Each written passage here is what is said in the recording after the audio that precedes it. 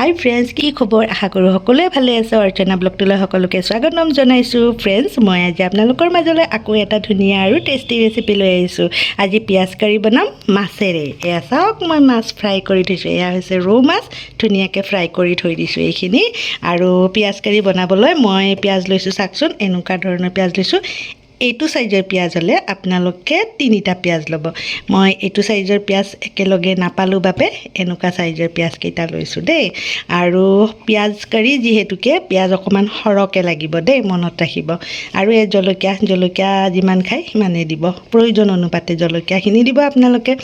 আৰু এয়া লৈছোঁ অকণমান নহৰু, আৰু এয়া আদা অকণমান লৈছোঁ। এতিয়া বলক এইখিনি মই কেনেকৈ বনাওঁ আপোনালোকক দেখুৱাই দিওঁ। মনত ৰাখিব, পিঁয়াজ মই গোটেই কাটি কেনে নিদিওঁ।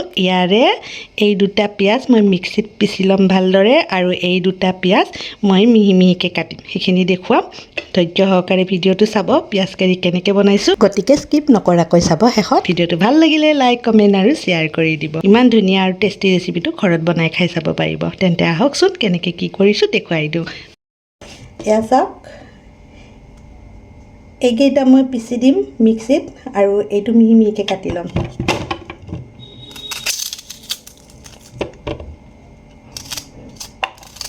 একদম মিহিকৈ কাটিব, যিমান মিহিকৈ পাৰে সিমান মিহিকৈ কাটিব দেই।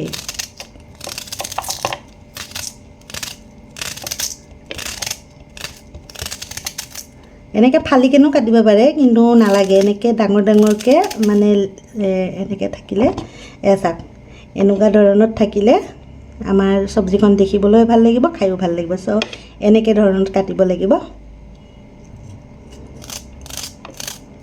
এয়া চাওক ফ্ৰেণ্ডছ, পিঁয়াজখিনি এনেদৰে কাটি লৈছোঁ। কাটি লৈ এনেদৰে মোহাৰি দিব। মোহাৰি দিলে এই এডালকৈ ওলাই আহিব, দেখিছে ন? এনেকুৱা বস্তু লাগে আমাক। চ' ৰেচিপিটোত এনেকুৱাকৈ দিলে দেখিবলৈও ধুনীয়া দেখি আৰু খায়ো টেষ্ট লাগে। চ' সেই এনেকৈ অকণমান মোহাৰি দিছোঁ। মোহাৰি দিলে এডাল হৈ যাব।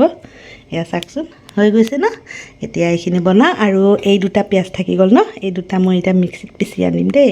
আপোনালোকে পটাটো থেতেলাই ল'ব পাৰে। মই ৰ'ব মিক্সিত পিচি আনো। এয়া চাওক ফ্ৰেণ্ডছ, আদা নহৰু আৰু পিঁয়াজৰ পেষ্টখিনি এনেদৰে মিহি কৰি লৈছোঁ। আৰু এইটো ফালে মই কেৰাহীত তেল গৰম কৰিব দিছোঁ। এই ৰেচিপিটো বনালে অকণমান তেল সৰহকৈ দিব লাগে। চ' আপোনালোকে অকণমান তেল সৰহকৈ দিব। আৰু এই কেৰাহীটোত তেল গৰম হোৱাৰ পিছত মই এতিয়া অকণমান কালি জিৰা ছটিয়াই দিছোঁ দেই। এতিয়া কাটি লোৱা পিঁয়াজখিনি দি দিলোঁ। আৰু এই পিঁয়াজখিনি ৰংচঙীয়াকৈ ভাজিব নালাগে, এইখিনি কেৱল কেঁচা ভাৱটো যোৱাকৈ ফ্ৰাই কৰি লৈছোঁ।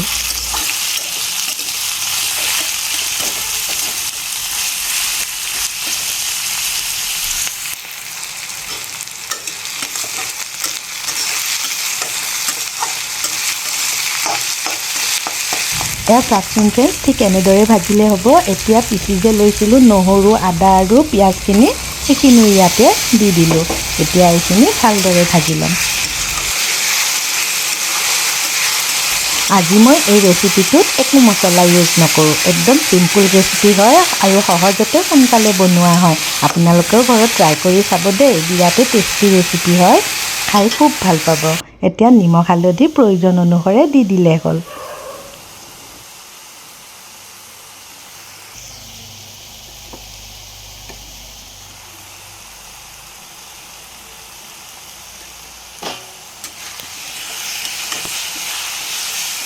আমাৰ ঘৰত এই ৰেচিপিটো প্ৰায়ে বনোৱা হয়, সকলোৱে খাই বৰ ভাল পায়। সেয়েহে মই এই ৰেচিপিটো বনায়ে থাকোঁ। আৰু ঘৰত চাবচোন, কেতিয়াবা পাচলি নাথাকিলে এনেদৰে বনাই খাবচোন। ৰান্ধিবলৈ একো নাথাকিলে এনেদৰে বনাই খাব, খুবেই টেষ্টি লাগে। আপোনালোকে নিশ্চয় ভাল পাব। জ্বলাৰ যে কি গোন্ধ আহিছে ফ্ৰেণ্ডছ, তামাম জ্বলা হৈছে। এয়া চাওক ফ্ৰেণ্ডছ, এইখিনি ধুনীয়াকৈ ভজা হৈ গৈছে। এইয়া এনেদৰে ৰাখিলে হ'ব। এতিয়া মই ইয়াতে গৰম পানী ঢালিম। মনত ৰাখিব, এই ৰেচিপিটো বনালে গৰম পানী ইউজ কৰিব লাগিব। চ' অকণমান মই গৰম পানী দিম।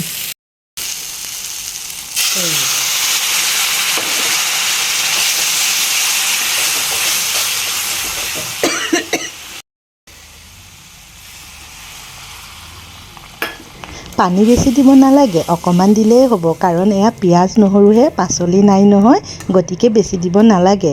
মাছটো অকল সিজি যোৱাকৈ অকণমান পানী দিলেই হ'ল, এইখিনি দিলেই হ'ব। এতিয়া এইখিনি অকণমান উতলিলে মই মাছ কেইপিচ ইয়াতে দি দিম। এয়া চাওকচোন উতলিছে, মাছ কেইপিচ দি দিছোঁ।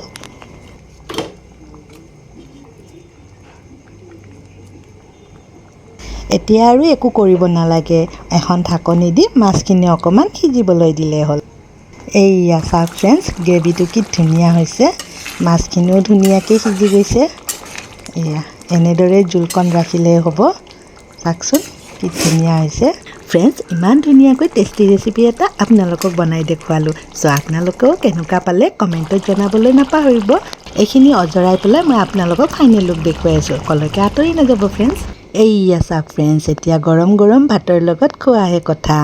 ফ্ৰেণ্ডছ, আগতে এনেদৰে আপোনালোকে বনাই খাইছেনে জনাবচোন, আৰু লগতে ভিডিঅ'টো শ্বেয়াৰ কৰি দিব যাতে সকলোৱে এনেকৈ বনাই খাব পাৰে। নিউ ফ্ৰেণ্ডছবোৰে এই চেনেলটো ছাবস্ক্ৰাইব কৰি থ'ব আৰু বেল আইকনটো ক্লিক কৰি থ'ব, যাতে এনেকুৱা ধৰণৰ ৰেচিপিসমূহ আগলৈ আকৌ দেখিবলৈ পায়। সকলোৱে ভালে থাকিব। আজিলৈ আহিছোঁ, বাই বাই।